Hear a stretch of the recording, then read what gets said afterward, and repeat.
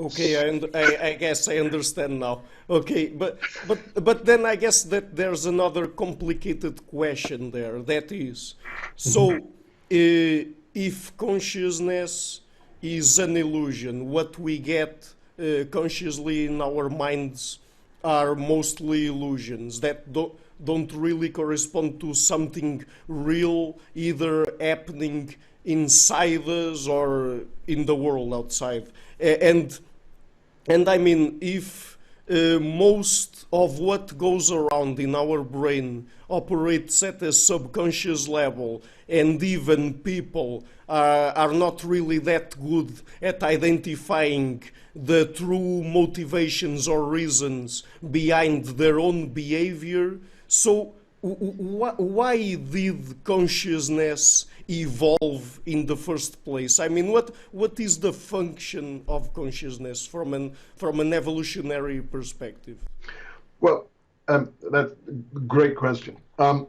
Notice though that the notion of consciousness that was implicit in your question there wasn't phenomenal consciousness.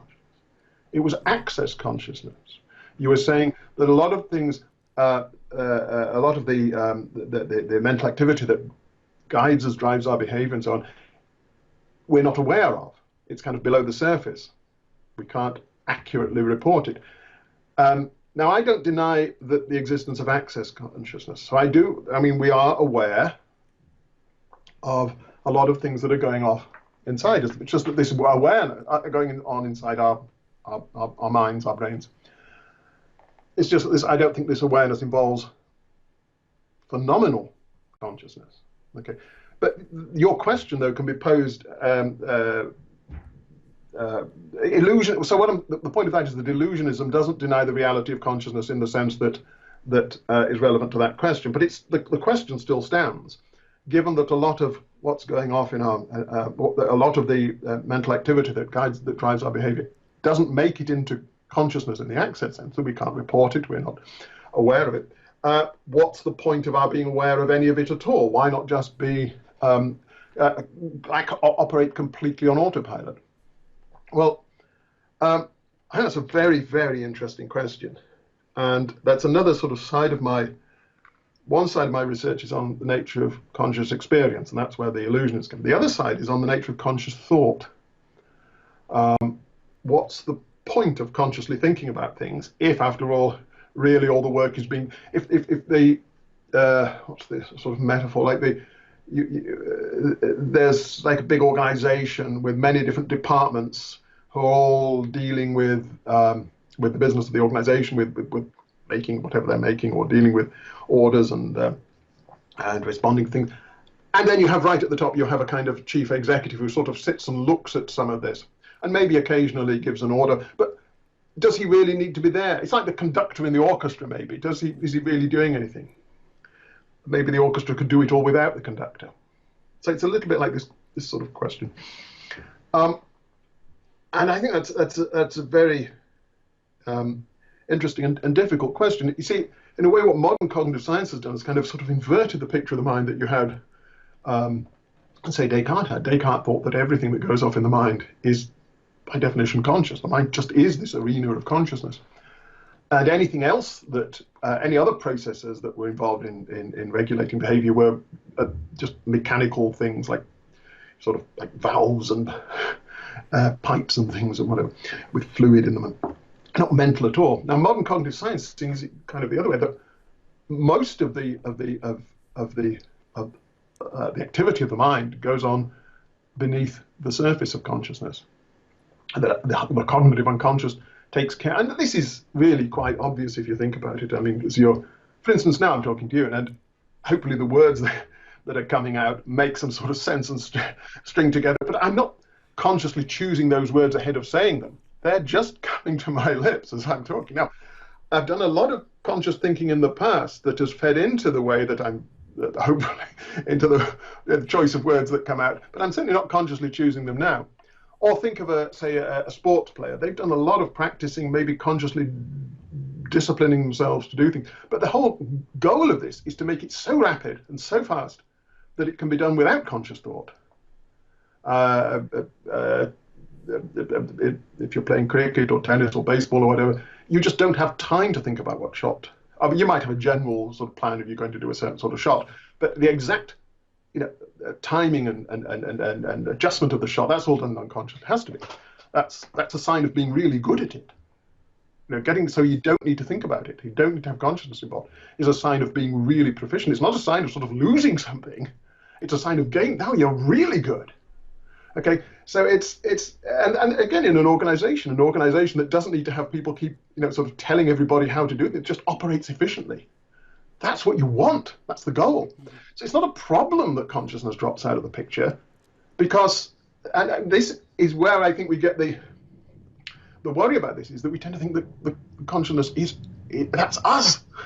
The little creature in the little homunculus in the Cartesian, that's us. That's what's doing the experiencing, and that's what's doing the guiding. And if the rest of the brain is doing it without us being involved, then we're not really responsible for it. We're kind of left out of the picture. No. It's all us. We are just biological machines. Okay? All of this other stuff is part of is me. I am the organization as a whole. And if I can tune up parts of me to do this stuff really, really fast, without needing to sort of reflect on it and dwell on it and struggle with it, that's great. And it's not being lost. I've not lost control. I've gained a much higher level of control, much more rapid, instinctive, intuitive control. So what does consciousness do if it does something? The access consciousness, if it does something. I think a lot of what it's doing is, and again this is a theme from Dennett, is a sort of self-stimulation. It's providing fresh stimuli, new stimuli to those non-conscious systems to help channel them in the right way. So, very simple example is you're trying to, you need to remember something, a date or a name or something. And certainly I do this. If I can't conjure up, I try and think of related words. I try and remember, I try and say some related word to myself. Or I try and visualize if I'm trying to think of an address, I try and visualize it. I try and just, things that I think might spark off the memory. I could write them down, but I don't need to. I can just do it in visual imagery or auditory imagery. I can talk to myself. If I'm trying to remember the words of a song, I might try going over it in a speech. And what I'm doing there is I'm providing new stimuli, which might trigger something off, make a connection at the non-conscious level that then gets me going again.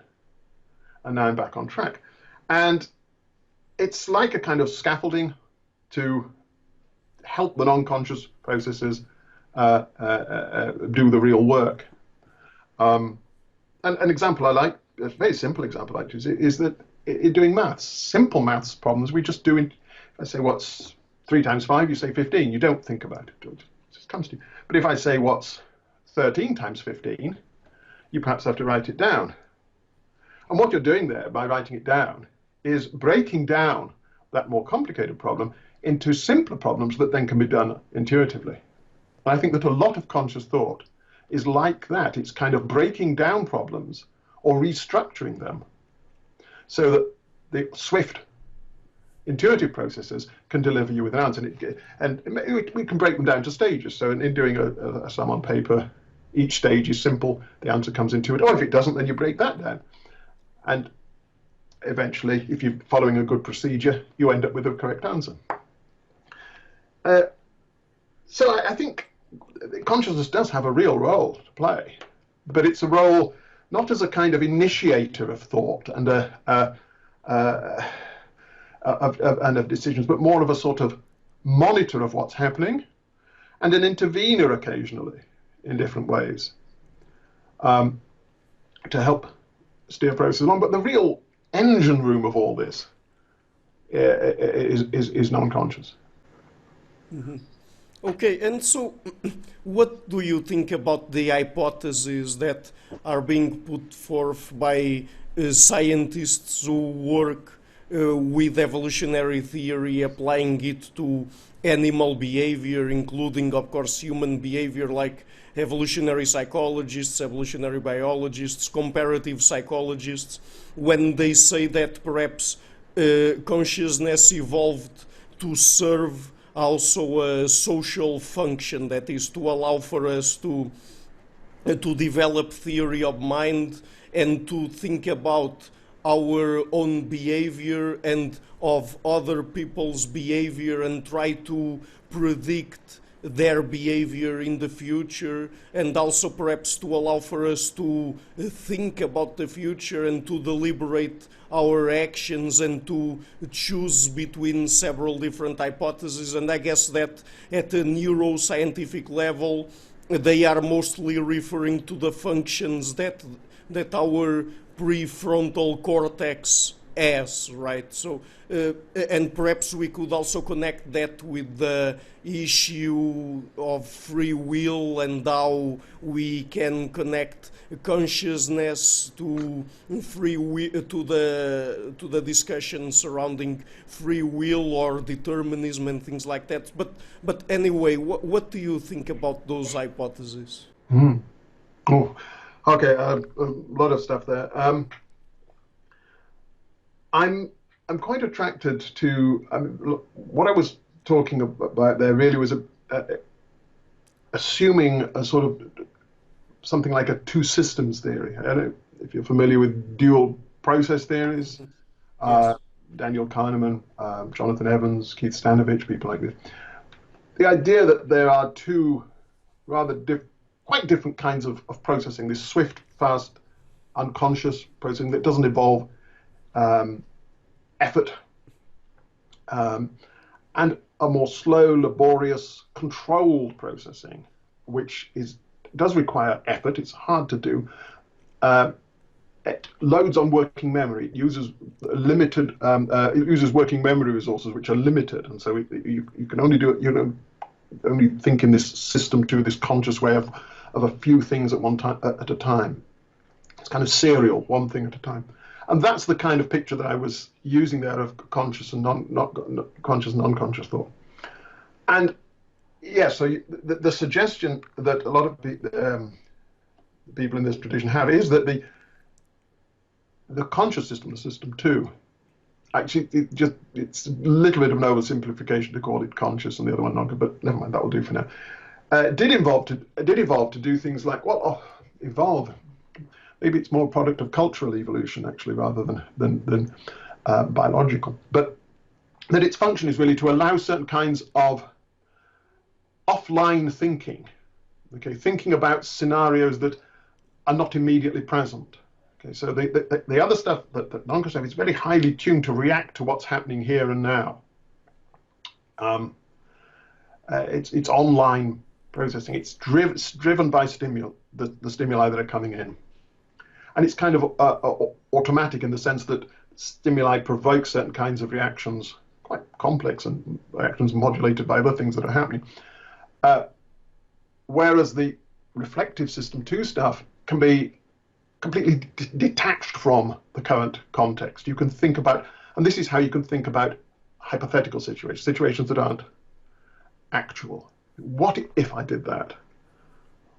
Why might, or you could speculate about people's motive, why might he be doing that?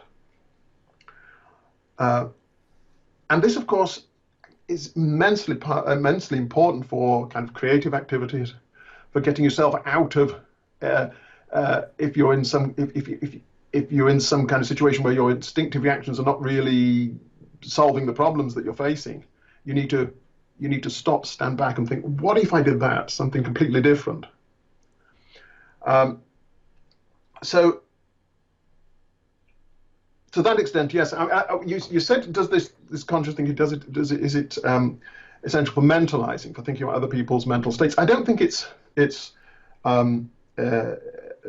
essential for it. I think we can do this kind of thing really quite rapidly and quickly, instinctively. You know, we intuitively we can often just see that somebody is angry or that somebody's threatening or that whatever. But it certainly allows a more elaborate kind of reflection about their motives and the possibilities and about strategies you could use with them. It allows a much richer kind of interaction with each other and a much richer interaction with the world. And again, I think it does this largely by a sort of self-stimulation. Once you have language, of course, you see all this becomes much easier. You can articulate these alternative scenarios to yourself. The easy way to think about an alternative situation is just to say it to yourself. And in processing that, the sentence you've created, you will conjure up all the kind of instinctive reactions to that situation that you would have if someone else said it. If somebody says to you, yeah, there's a lion, you'd immediately, all sorts of sensitivities related to lions would be triggered. You can trigger those in imagination simply by saying to yourself, what if there were a lion coming? What would I do? And then you can maybe prepare. And so that's how it gets you out of the moment, out of this. And the sense is really that the idea is that I suppose non-human animals tend to be locked into the moment. They can't stretch their minds beyond the here and now. They can't plan ahead. They can't figure out alternative strategies. They can't anticipate things except in a very sort of statistical way. And that's one of the things that having a conscious mind gives us. Mm-hmm. Okay, so just before we get into the discussion about how these might influence the discussion surrounding free will, or if it doesn't really exist at all, I just wanted to ask you briefly about the proposals coming from some people that fall under the rubric of emergentism, because I've already talked with a couple of people about this, and different people have different opinions, but I mean, for me at least, emergentism seems like people are saying that, so if consciousness in this case is an emergent property of the activity that occurs in the brain and that we are able to observe, then, I mean, what do they really mean by being an emergent property? It's like something spooky is going around there that we can't really know what exactly it is about. And I mean, so what is your position about that? And does it really make sense to talk about consciousness as being an emergent property of brain activity? Well, of course, if we're talking about phenomenal consciousness, then of course I'm going to say it's not an emergent property. It's not actually a property at all, emergent or otherwise. But the idea that it might be an emergent property, I actually think that probably if it were real, then the idea that it's an emergent property kind of, yeah, it's as good as any other. But I think it's a very bad idea. A bad idea, if you see what I mean. So if realism did involve something like emergentism, that would be another reason for being skeptical of realism. People use that. I really don't like the term emergentism, because it either means something that's okay, but not novel, not really particularly exciting, and doesn't really we don't really need the term, or it means something that I find very unhelpful and that I don't think exists. The weak sense of emergentism is just something like this: that as you build more and more complex systems, you get more and more, you get interesting higher level properties. Like if you put together the bits of the components for a computer in the right way, you get new properties. It shows pictures on the screen. It's able to do mathematical operations and word processing and so on. And in a sense, those emerge from you having put the bits together. But there's nothing mysterious about that, because you can see that when all there is to it displaying a picture is having the pixels light up in the right sort of way. All it is to doing mathematical operations is it responding to key inputs in the right way and producing a suitable output on the screen. So there's nothing kind of mysterious about this, and you get these properties simply by putting together lower level components that do the right thing. And you can see, you can deduce that if you have those lower level components doing those things, then you'll get that larger feature, like displaying pictures on a television screen. In a sense, that's an emergent property of all the bits being put together, but it's not a mysterious emergent property. It follows, it's a functional property, and you get it by putting together bits that perform the relevant function. Nothing mysterious there, there's nothing extra going on beyond the components doing their thing. It's just that when the components do their thing in their way, then that constitutes this higher level feature. Now that's sort of weak emergentism. That's uncontroversial that that exists, but we don't really need the term emergentism for that. We can just talk about organizing things to perform some function. That's all it is. Now strong emergentism is different. The idea there is that you can put the brain together, say, and to do all the different things the brain does, all the information processing stuff and all the reactions and disposition stuff it does. And that still doesn't in itself give you consciousness, phenomenal consciousness. That's a sort of extra thing that has to be sort of added on. And, you know, you could imagine, it's conceivable that there could be a zombie that has all the neural apparatus but doesn't have this extra thing. And the idea is that when you get a certain level of complexity, this extra thing just pops into existence.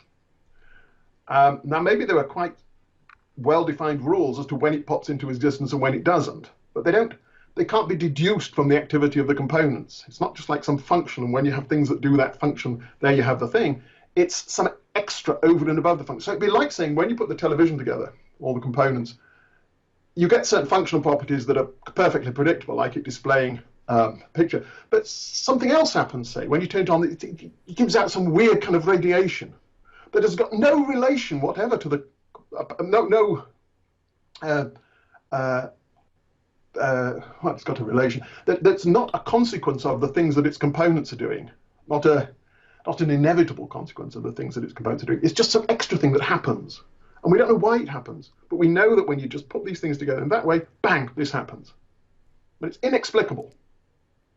All you can do is chart the occasions when that thing, chart the circumstances when that property arises.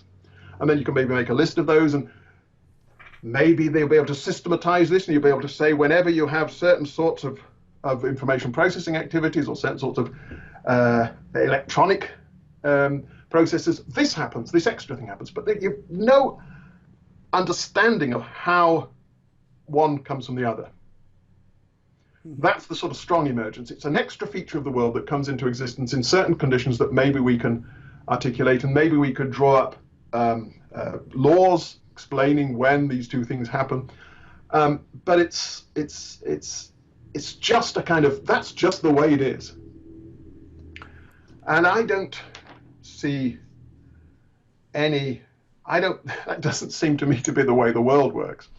It's not that people didn't build televisions, you know, people don't build any complex thing by saying, okay, how are we going to build it? Okay, let's just put components together and sort of hope that it's sort of, you know, this thing just appears. No, they work out that if you do that and you do that and you do that and do that, that will realize this particular function that you want. You analyze the thing that you want to, the feature you want, you analyze it in function terms, and then you think about what sort of components would produce that feature, would constitute the existence of that feature. I don't, apart from the supposed case of phenomenal consciousness, I just don't see any cases of this kind of strong emergence in nature. People used to think that life was made, people used to think that life was like that, and it was a sort of thing super added to all the organic processes and states. We know it's not.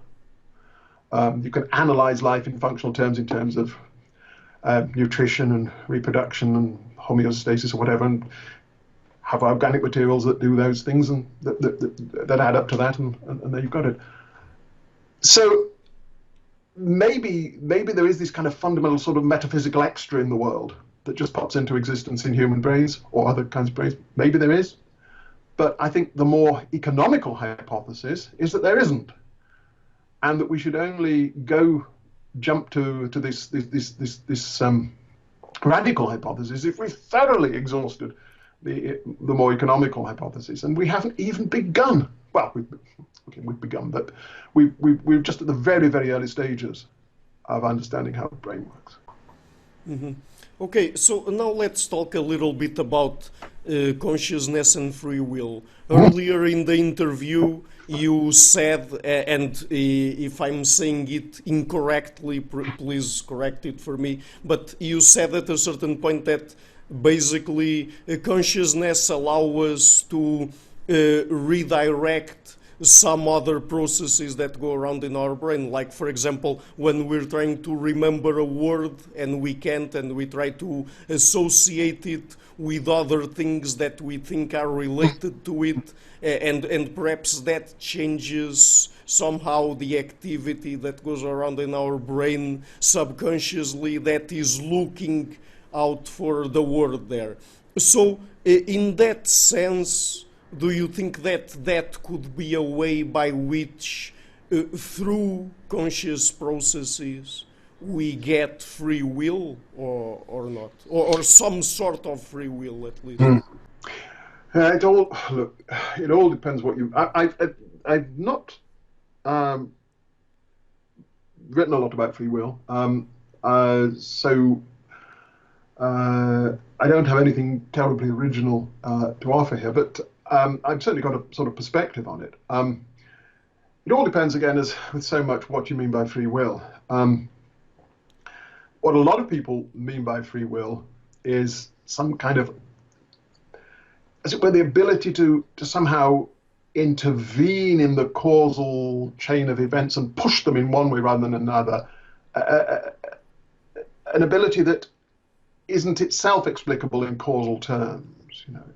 So I can sort of, my brain could be in this exact state that it's in now, and I could do that, or my brain could be in exactly the same state, and I could do that, a different thing. Mm-hmm. So there's this kind of radical freedom from causal compulsion, as it were. Now, I don't believe in that, and I don't think that even if we have, I don't think we have that kind of freedom. I don't think we ordinarily really, except when we're doing a certain sort of philosophy, think of ourselves as having that kind of freedom. I certainly don't think we need that kind of freedom. And again, it's associated with this picture of there being some sort of, the causal processes in my brain somehow not really being me, and me needing to sort of intervene in some way to push those causal processes in one way rather than the other. Look, all these stimuli come and bombard me, and my brain is wonderfully tuned up to deal with them, and it's tuned up also by all the things that I've seen and heard and learned and done in the past. I've tuned up my brain myself. You know, it's a lot of the way that my brain reacts to stimuli depends on things I've done in the past. So I've got this tuned up system here. Maybe it's well tuned up and nicely tuned up so I respond to other people in a kind and caring way. Maybe it's badly tuned up and I sort of respond to them in a horrible way. I don't.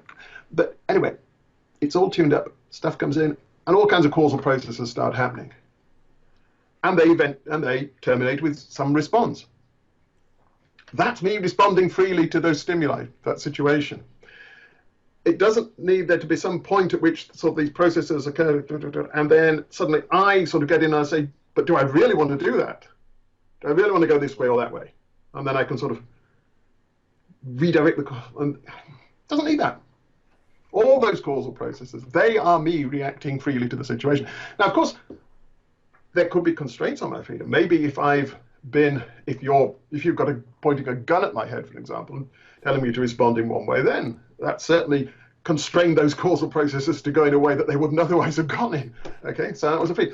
Also, more subtly, say, if I've been drugged or something, which again is distorting the way that the reactions. Or maybe more subtly, suppose that throughout my life I've been deprived and bullied and mistreated, and this has tuned up my brain in a kind of way that makes it respond in a very hostile way to other people. Again, maybe that is a limitation of my freedom because I haven't really been able to tune up my brain and my responses in a free way.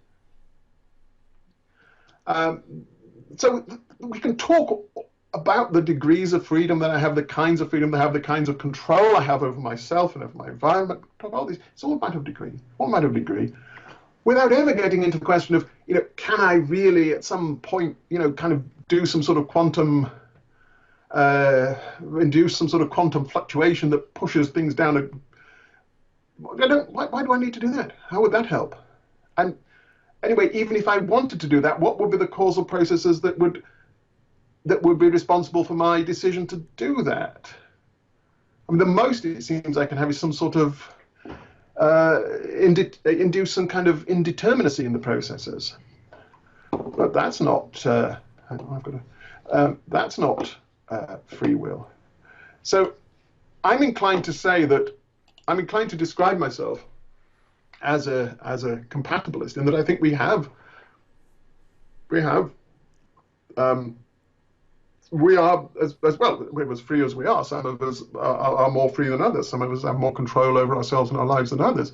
But we are not, our freedom of will is not limited by the nature of the causal process, the very existence of causal processes underlying, by the existence of a deterministic world. Now, where consciousness comes into that, you notice I didn't mention consciousness. I don't think I mentioned consciousness in any of that. I was just talking about my brain and how the sensitivities and the reactions and so on there. I'm quite happy that I'm responding if I'm, say, driving or playing, doing sports, or just talking to you now without conscious thought. I'm still responding freely. That doesn't. I don't have to sort of, consciously vet stuff in order for it to be free. In fact, I go for the conscious reflection and the vetting when I'm not sure what to do and I'm a bit puzzled. But when I am sure what to do, that's still free action. In fact, that's sometimes my most expressive. And if I'm giving a lecture or talking to you, when it's really coming and flowing and I'm in full rhetorical mode and that's when I feel most in charge. When I'm stumbling and saying, now wait, what do I want to say? That's when I'm struggling to find the words. That's not being in control. That's losing control, and that's when consciousness kicks in and says, let's try and get ourselves out of this mess. And similarly with driving, it can be a wonderful experience driving and feeling in control of the vehicle, not having to think, should I change gears? So now, but certainly consciousness can add to this by giving us new degrees of freedom. It allows us to, as I suggested earlier, to adopt certain kinds of strategies, precisely when we either want to explore areas that we're not familiar with, or we're finding trouble with an area that we are familiar with, and we need new strategies, or we want to explore new areas. Then yes, then we need to go in for this kind of more slow, methodical reflection, just like learning a new skill. Mm-hmm. You need to explore this in a more reflective, serial, slow, tentative way. And this expands your area of control, certainly. But it's not some sort of, it's not an essential condition for acting freely. No. So I think consciousness is an important element of human agency, but it's not essential to it. Yes, I mean, we can act freely without involving conscious thought. Mm-hmm. Okay, so that's very interesting. So perhaps just one last question, and now going back to the discussion we had here about emergentism and emergent properties of the mind, and if consciousness is an emergent property or not. Let's say that we were to reproduce artificially a human brain in some way. So would you say that we should expect that that piece of artificial intelligence would develop consciousness as we have it, also phenomenal consciousness as an illusion, just because that artificial brain was arranged exactly as a reproduction of a human brain, or that we would need to do something to program consciousness into it? Because this is a discussion that people have been having a lot recently, that if AI would really develop consciousness spontaneously or not. So what would you say about that? Right. Yes. There are lots of aspects to this. One thing I've already, since I'm an illusionist, I don't think that it would develop phenomenal consciousness, but it might develop the illusion of phenomenal consciousness, of course. And then I think I'll come back to that one in a minute. The first question you asked there was whether if we built an artificial mind that replicated the functions of ours. Is that right? If we built that, yes. Maybe of not out of the biological materials, but out of silicon or whatever, and that it replicated the information processing functions of our brain exactly. If it did that, then I think that the mind can be characterized entirely in functional terms, broadly speaking. And so if it implemented the same functions, it would have the same mental properties. So it would experience the same illusions, I guess, undergo the same illusions. I'm not sure that it would be easy to do that. It may be that certain of the functions of the way that our brains operate may exploit features of the biological hardware. It may be quite hard to get to reproduce those same functions in some different substrate. It might not be easy because it may be that evolution has exploited the particular features of the materials available to it to do things in a particular way, and there might be other. It might not be so easy to do those things with other materials, but if we could, it would have the same mental properties that we have. One interesting question is about, but let's just go a little bit away from this idea of an exact functional duplicate. If you've got an exact functional duplicate, then I have no problem. It's going to have the same mental features. What if we designed a system? If we're building AI, there isn't much point in just trying to reproduce the ways that nature did it. Maybe there are better ways, and ways that are easier given the materials available to us.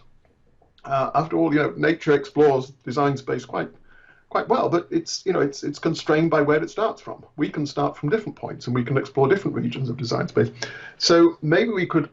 We don't have the visual processing system, say for an AI, doesn't have to work exactly like ours. Would it then would it then undergo the illusion of phenomenal consciousness? And I think this is an very interesting question, and it depends on how you think about the nature of the illusion. Is the illusion just a kind of side effect of having certain sorts of visual sensitivities and certain kinds of reactions and certain sorts of introspective abilities? And it's a kind of side effect. It wasn't, as it were, designed in. It just happens that when you have these kind of limited introspective abilities that we have, this is how you kind of want to describe what's going off. Or is it actually a designed-in feature? And I think Dennett tends to think of it more as a kind of side effect. But there's another writer whose work I like very much, who is Nicholas Humphrey, particularly his book Soul Dust.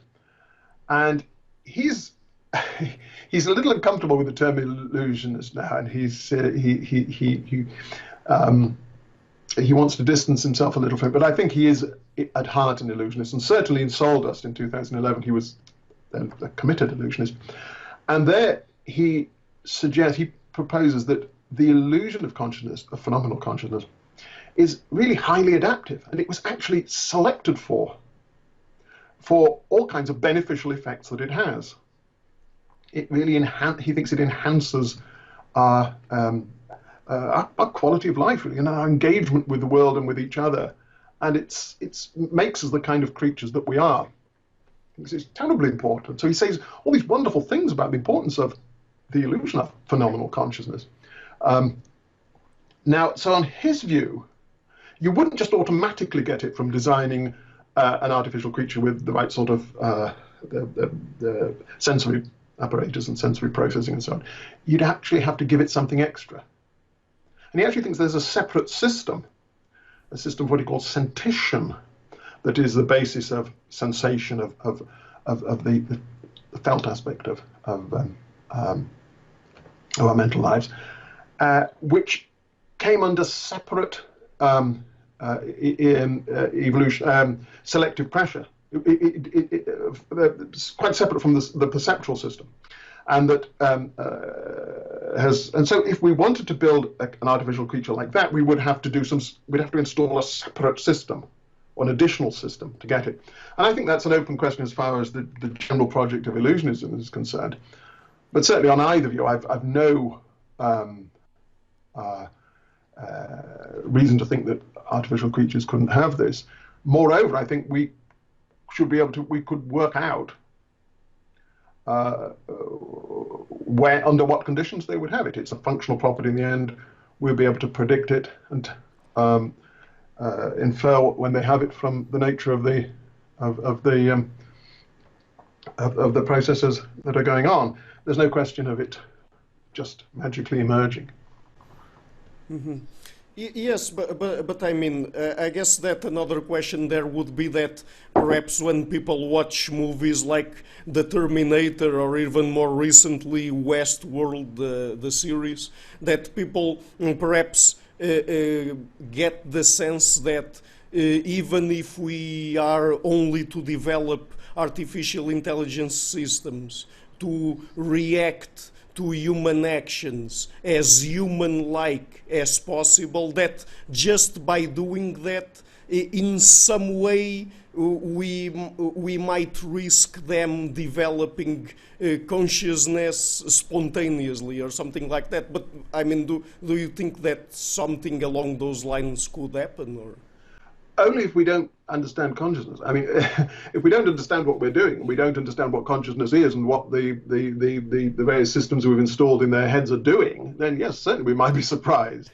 But once we understand, and certainly if we persist with this picture of phenomenal consciousness as being some super added extra that just emerges under unpredictable conditions, some people think it emerges in atoms.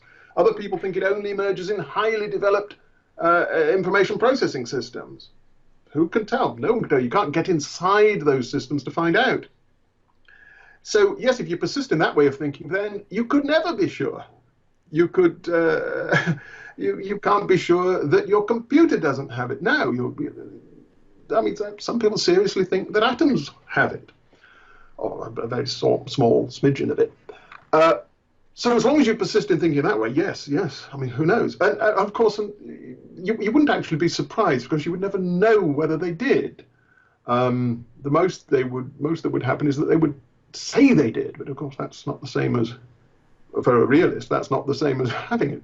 Now, once you understand what's going off there, and you understand that consciousness can be not easily, but in principle, thoroughly analyzed in functional terms, representational terms, in terms of introspective representations, perhaps, something like this, then there'll be no mystery. You just have to work out what the stuff in their heads is doing, and then you'll know. And of course, what they say to you and how they react to you will be a very important source of information about this. If they're absolutely certainly, if they're absolutely convinced that they have it and they're responding in exactly the same way that we do, then very probably they're like us. Mm-hmm.